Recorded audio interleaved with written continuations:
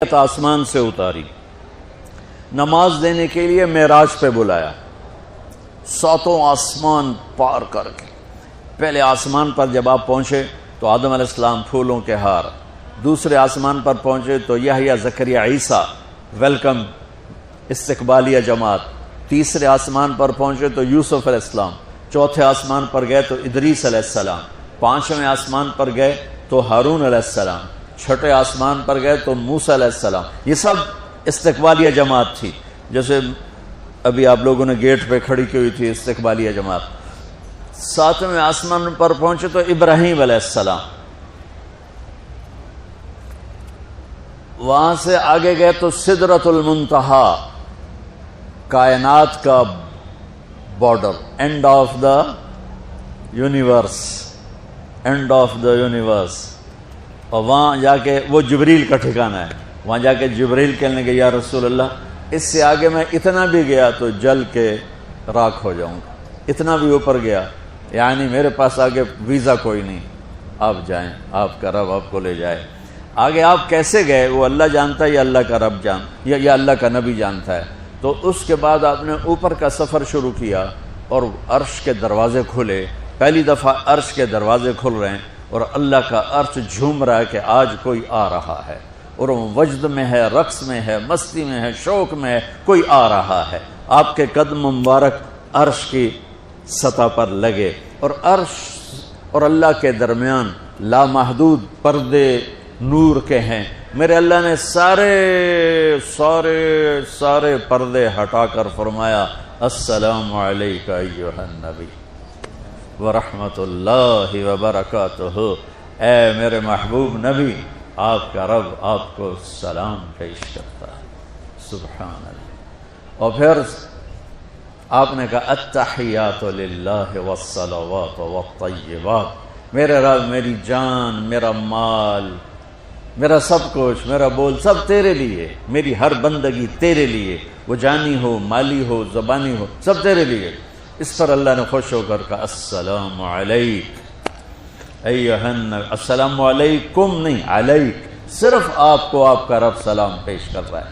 علیکم میں تھا ہوتا آپ سب کو نہیں، صرف آپ کو، میرا اے میرے محبوب، آپ کا رب صرف آپ کو یہ عزت دے رہا ہے کہ آپ کو آپ کا رب سلام پیش کرتا ہے، آپ پر اللہ کی رحمت ہو، اللہ کی برکتیں ہوں۔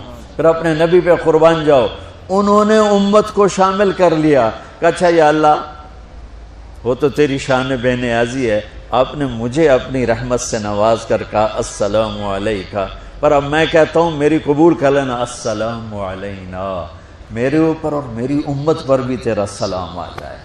کیا نبی اللہ نے دیا، سبحان اللہ۔ آپ نے فوراً امت کو شامل کیا، السلام علینا، یا اللہ ہم سب پر، پوری امت پر تیرا سلام ہو، پوری امت پر تیرا سلام ہو۔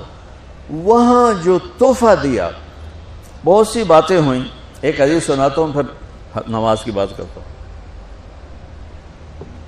آپ نے عرض کی یا اللہ ابراہیم آپ کے خلیل تھے اور موسیٰ آپ کے کلیم تھے، اور داؤد کے لیے لوہا نرم تھا، سلیمان کے لیے ہوا تابع تھی، اور عیسیٰ علیہ السلام ان کے لیے مردے زندہ تھے، فماذا جعلت لی، یا اللہ میرے لیے کیا ہے؟